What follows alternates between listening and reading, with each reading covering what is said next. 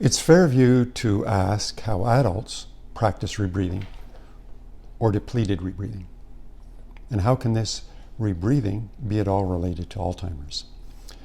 The consideration here is that individuals can practice depleted rebreathing simply by sleeping with their heads underneath their covers and blankets.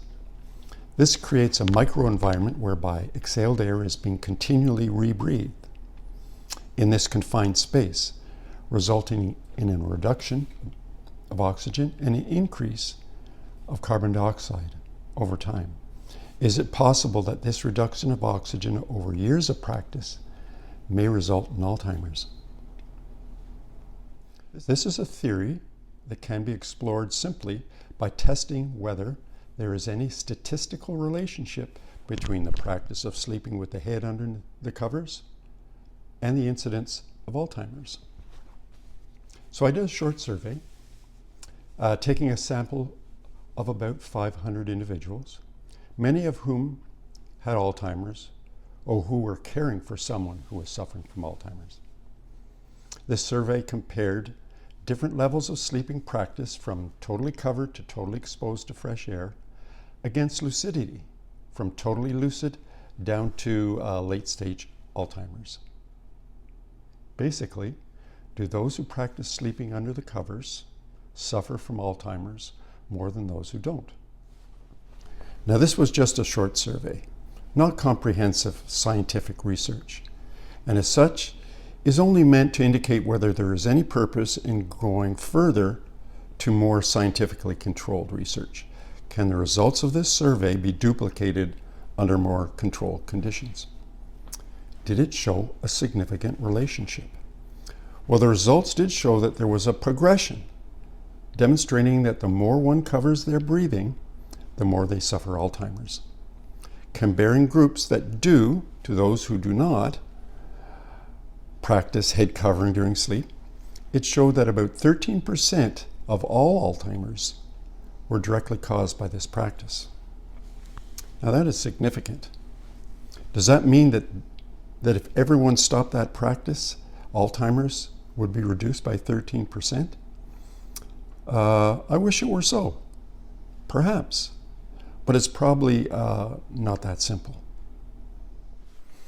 Now, I believe it certainly will help, but I think more importantly, it begs the question, does what affects this one subgroup also affect the broader group of all those who suffer Alzheimer's? What can we learn from this short survey? Is Alzheimer's caused by a deficiency in oxygen uptake during sleep? Now, I don't have Alzheimer's, at least not yet, but I see that my oxygen saturation level drops a few percentage points during the night. Perhaps for others it drops much more, perhaps to some point where their oxygen saturation is too low to metabolize energy properly. Is it possible that many individuals, while sleeping, have their breathing rate dip to lower levels due to their autonomic system, which may have been set at birth?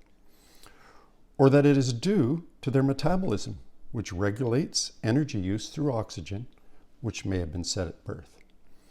Perhaps sleeping under the covers isn't necessary to suffer Alzheimer's, but only shows that some may enjoy a level of comfort while doing so. What I would be curious to learn is the difference in oxygen levels between those who sleep under the covers and those who don't. And that's very easy to test with current technologies. Are there others who suffer the same drop in oxygen saturation levels, but who do not practice sleeping under the covers? I believe that it's important to try to duplicate my survey, but at a higher level of scientific control, as this information may lead us down a path to a better understanding of Alzheimer's. Could Alzheimer's be related to low oxygen uptake, particularly during sleep? Could low oxygen uptake affect metabolism? Could the accumulation of beta amyloid be caused by anabolic metabolism? So many questions, so many paths still to be investigated and studied. So enough said for now.